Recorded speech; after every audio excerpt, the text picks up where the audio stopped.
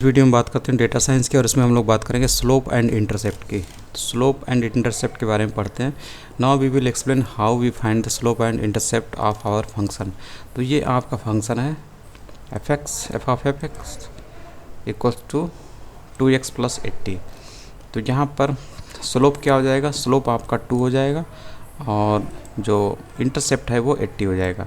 The image below points to the slope which indicates how steep the line is. ये slope बताता है कि line आपकी कितनी स्टीप है यानी तिरछी है, यानी कि x की ओर झुकी हुई है। And the intercept which is the value of y when x equals to 0, यानी कि x की वैल्यू जब आप 0 रखेंगे तो ये y को कहीं ना कहीं पे कट करेगा, ये डायगोनल लाइन यानी स्ट्रेट लाइन। तो वही जो y की वैल्यू होती है वही आपकी इंटरसेप्ट हो जाती है, जैसे ये है 80। The red line is the continuation of the blue line from previous page. तो ये जो आपकी रेड लाइन है वो ब्लू जो लाइन है उसी का कंटिन्यूएशन है, उसी को और आगे बढ़ा दिया गया। तो पिछले वाले में जो ग्राफ था वहाँ पर 0 की वैल्यू नहीं दिखाई गई थी, 0 जो एक्स वाई एक्सिस है वो नहीं दिखाई गई, लेकिन इसमें दिखाया गया तो इसी को आगे बढ़ाया गया। तो यहाँ पर ये कट कर रहा है। x की वैल्यू जब आप 0 रखेंगे, यहाँ पर देखिए x की वैल्यू जब आप 0 रखते हैं तो ये तो टर्म 0 हो जाता है। उसके बाद ये जो f ऑफ x है यानी कि जो y है, f ऑफ x मतलब y, ये जो है 80 हो जाता है। तो x की वैल्यू आप 0 रखेंगे तो y की वैल्यू आपको मिल जाती है। तो ये जो डिस्टेंस है 0 से लेकर यही इंटरसेप्ट है, यानी कि यही वैल्यू है 80। यहाँ से इस डॉट से लेके, रेड डॉट से लेके ये 0, ओरिजिन से लेके डॉट तक की वैल्यू जो है, जो कि y पे लेंथ है, ये 80 है। ठीक है, तो यही इंटरसेप्ट है। और यहाँ पर एक एंगल बनेगा, ठीक है, यहाँ पे एक एंगल बनेगा। अगर आप यहाँ से एक हॉरिजॉन्टल लाइन खींचते हैं और इस ब्लू लाइन के बीच में एक एंगल बनता है, ठीक है, वही क्या है वो बताता है कि कितना जो लाइन है, स्लोप है, वो कितना स्टीप है। Find the slope. Slope is defined as how much calorie burnage increases if average pulse increases by 1। तो स्लोप बताता है कि एवरेज पल्स जो है, एवरेज पल्स को जब हम 1 इंक्रीज करते हैं तो कैलिबर्नेज कितना इंक्रीज होता है, इसी को ये बताता है। It tales how steep the diagonal line is. ये बताता है कि आपकी जो डायगोनल लाइन है, यानी कि जो स्ट्रेट लाइन है, यानी कि जो रेड और ब्लू से मिली हुई जो स्ट्रेट लाइन है, डायगोनल लाइन है, वो कितनी स्टीप है, कितनी तिरछी है एक्स के हिसाब से, एक्स पे कितनी झुकी हुई है। We can find the slope by using the proportional difference of 2 points from the graph. If the average pulse is 80 the calorie burnage it. अगर एवरेज पल्स जो है वो 80 है तो कैलिबर्नेज 240 है। आपको यहाँ पे भी दिख रहा होगा एवरेज जो पल्स है वो 80 है, तो कैलिबर्नेज कितना होगा, यहाँ पे देखिए इस पॉइंट पे, यहाँ पे कितना आएगा 240। ठीक है, 240 आ रहा है। यहाँ पर भी आपको 250 से नीचे दिख रहा है एक पॉइंट 240। उसी तरीके से जब आप एवरेज पल्स 90 है तो कैलिबर्नेज कितना हो गया 260। यहाँ से देखिए इस पॉइंट पे देखिए, तो इस पॉइंट पे एवरेज पल्स कितनी है, एवरेज पल्स 80 से 90 हो गए, तो कैलिबर्नेज भी बढ़ गया, 260 हो गया ये वाला पॉइंट 250 के ऊपर। तो इस तरीके से आप देखते हैं। We see that if average value increases with 1 the calorie burnage increases by 20। तो हम देखते हैं कि जो जैसे हम एवरेज पल्स को बढ़ाते हैं 10 से तो कैलिबर्नेज जो है वो 20 से बढ़ जाती है। यानी 1-2 का यहाँ पे रिलेशन, 1 से 2 रिलेशन है, यानी कि आपका जो स्लोप हो गया वो क्या हो जाएगा 20/10 हो जाएगा। तो नीचे 10 क्या है ये बताता है कि आप जब एवरेज जो पल्स है वो 10 करते हैं तो जो कैलिबर्नेज है वो 20 हो जाता है। ठीक है, यही चीज़ यहाँ पे है। तो इस हिसाब से आपका स्लोप क्या हो गया 2 हो गया। दोनों के बीच जो रेशियो है यही स्लोप है, स्लोप इज़ 2। और इसीलिए आपका यहाँ पे 2 लिखा हुआ है, ये स्लोप होता है, इसीलिए स्लोप लिखा हुआ है। Mathematically slope is defined as slope is f of x2 minus f of x1 divided by x2 minus x1। ठीक, तो इस तरीके से होता है, मतलब y2 माइनस y1 अपान x2 माइनस x1, इसी को स्लोप बोलते हैं। ठीक, तो अगर आप यहाँ पे देखिए तो y2 माइनस y1, ये y पे है, कैलिबर्नेज है, y2 माइनस y1, यहाँ पे अंतर दिखेगा। जैसे ये यहाँ पर कितना 240 है, 240 और उसके बाद ये 260। तो ये 240 क्या y1 हो गया और 260 जो हो गया वो y2 हो गया। तो y2 माइनस y1 कितना है 20 आया, divided by x2 minus x1। x2 कहाँ पर है, यहाँ पर है। ये कितना है, ये है आपका 90 और ये कितना है x1 80। तो x2 माइनस x1 कितना हो गया 10 आ गया। इसीलिए y2 माइनस y1 अपान x2 माइनस x1 यानी कि 20/10। ठीक है, तो यहाँ पे लिखा हुआ f ऑफ x2 यानी कि y2, f ऑफ x1 यानी कि y1। ठीक है, x2 फिर x1। तो इस हिसाब से आप निकालेंगे तो आपका स्लोप 2 आ जाएगा। Be consistent to define the observation in the correct order, if not prediction will not be correct. Use Python to find the slope. Python का इस्तेमाल कर सकते हैं स्लोप को पता करने के लिए। तो यहाँ पर हम लोगों ने एक स्लोप नाम का एक मेथड बनाया और फिर उसके बाद इसमें 4 पैरामीटर हैं जो कि वैल्यू रिसीव करेंगे। उसके बाद आप इस मेथड को जब कॉल करते हैं और यहाँ से वैल्यू पास कर देते हैं तो ये जो वैल्यू पास करते हैं ये जाके इसमें रिसीव होते हैं। 80 x1 में रिसीव होगा और 240 y1 में रिसीव होगा और 90 जो है x2 में रिसीव होगा और 260 जो है y2 में रिसीव होगा। उसके बाद आपने यहाँ पे एक मैथमेटिकल एक्सप्रेशन लिखा y2 माइनस y1 अपान x2 माइनस x1। इसका जो आउटपुट आएगा वो स्टोर हो जाएगा s नाम के वेरिएबल में, जिससे आप रिटर्न कर देंगे वापस इसी फंक्शन को जिसने इस फंक्शन को कॉल किया था। तो इस फंक्शन को कॉल किसने किया था, यहाँ से कॉलिंग हुई थी, तो इसी जगह पर ये s आके बैठ जाएगा। इस जगह पर s जो है इस जगह पर आके बैठ जाएगा क्योंकि इसी ने इस फंक्शन को कॉल किया, जिसे प्रिंट करा लिया जाएगा। तो इस तरीके से आपका आंसर आता है 2.0 यानी 2। स्लोप कितना आ गया 2। Find the intercept. इसके बाद intercept is use to fine tune the functions ability to predict calorie burnage. Calorie burnage को प्रेडिक्ट करने के लिए इसका इस्तेमाल किया था। Intercept is where the diagonal line crosses the Y axis. Intercept का मतलब ये है कि ये वो जगह है जहाँ पर जो डायगोनल लाइन है यानी स्ट्रेट लाइन जो है वो वाई एक्सिस को क्रॉस करती है, काटती है। If it were fully drawn, अगर इसको फुल्ली ड्रान किया जाए, अगर पूरी तरीके से ड्रा किया जाए। Intercept is the value of y. Intercept जो होती है वाई की वैल्यू होती है जब x 0 होता है। x 0 करने पर y की जो वैल्यू बनती है वही इंटरसेप्ट होता है। Here we see that if average pulse x is 0 then the Cayley Barnage y is 80। वही चीज़ है, आप देख रहे हैं कि जो एवरेज पल्स है यानी x की वैल्यू जब 0 होती है तो वहाँ पर y की वैल्यू कितनी होती है। y की वैल्यू मतलब जो लाइन है वो y को कहाँ पे कट कर रही है, y एक्सिस पे कहाँ पे कट कर रही है, तो 80 पे कट कर रही है, यानी कि y की वैल्यू वहाँ पर कितनी होगी 80 होगी, और यही इंटरसेप्ट है। Sometimes intercept has a practical meaning, sometimes not. Does it make sense that the average pulse is 0। क्या ये सेंस बनाता है कि एवरेज पल्स जो है 0 है। No, it would be dead, क्योंकि एवरेज पल्स 0 नहीं हो सकती क्योंकि आप मर जाएंगे। सही बात है। You certainly would not burn any calories, आप कोई कैली बर्न नहीं कर रहे होगे।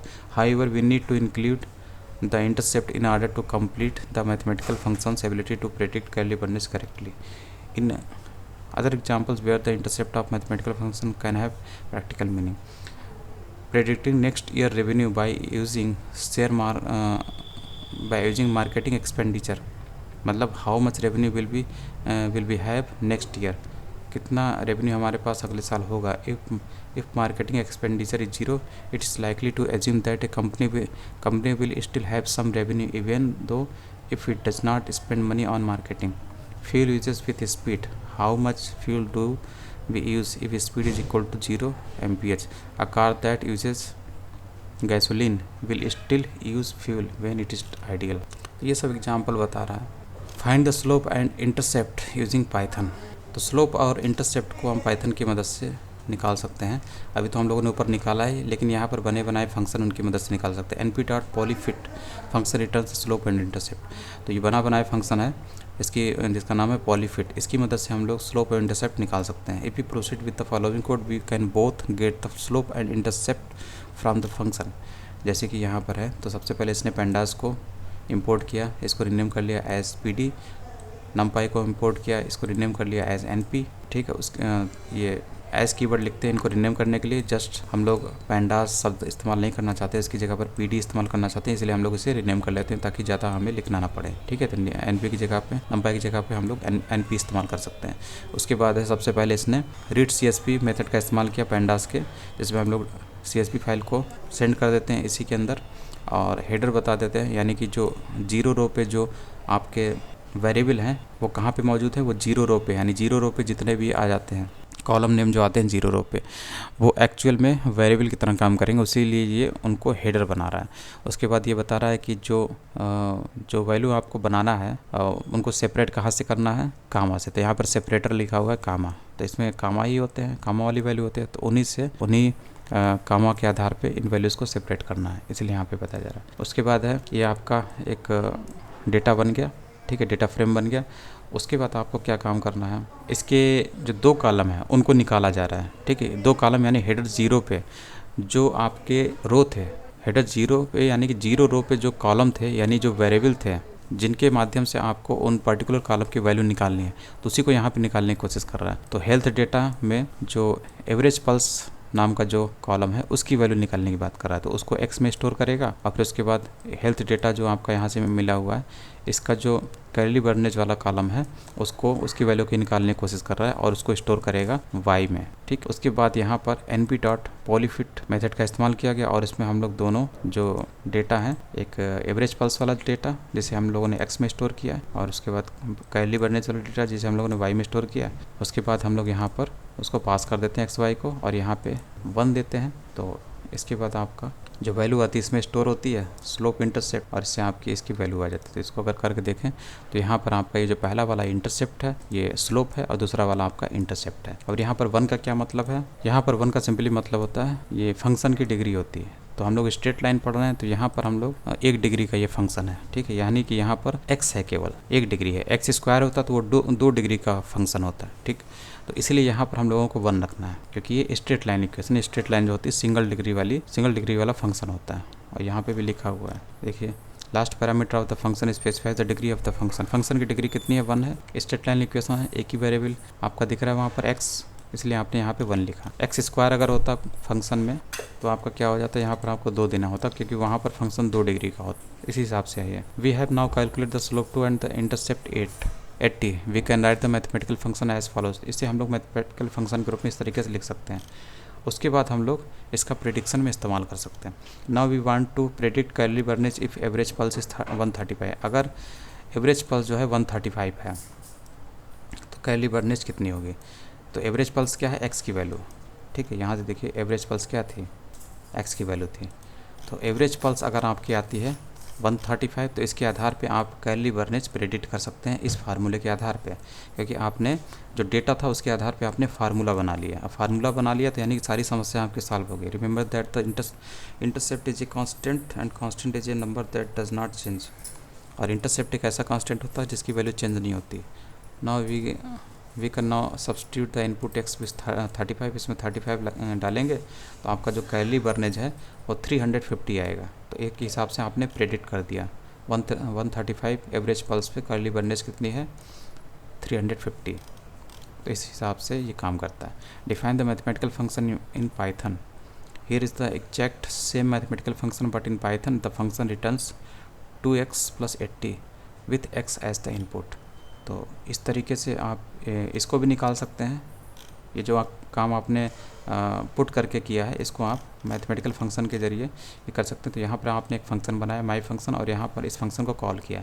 तो जब यहाँ से आप 135 डालेंगे तो ये वैल्यू जो है यहाँ पे रिसीव होगी, इस फंक्शन की कॉलिंग होगी, और ये जो 135 यहाँ पे रिसीव होगा, और फिर उसके बाद यहाँ पे इस्तेमाल होगा, इससे मल्टीप्लिकेशन होगा 135 से 2 से, फिर उसके बाद 80 ऐड करके इसको वापस रिटर्न कर दिया जाएगा उस जगह पर जिस जगह पर इस फंक्शन को कॉल किया गया। तो इस फंक्शन को कहाँ से कॉल किया गया, यहाँ से कॉल किया गया है, तो इसी जगह पर आकर ये वाली वैल्यू बढ़ जाएगी। तो हम लोगों को इससे भी सेम आंसर मिलता है 350 कर्ली बर्नेज। ठीक है, उसके बाद आप ट्राई कर सकते हैं एक्स की डिफरेंट वैल्यू लेके, जैसे 140 लीजिए, 150 लीजिए, तो इससे भी आपकी एवरेज पल्स की जो वैल्यूज है इनके आधार पे आपको नई वैल्यूज़ जो कर्ली बर्नेज है उनकी वैल्यू मिल जाएगी। उसके बाद plot a new graph in Python. Here we plot same graph as earlier. Plot a new graph in Python.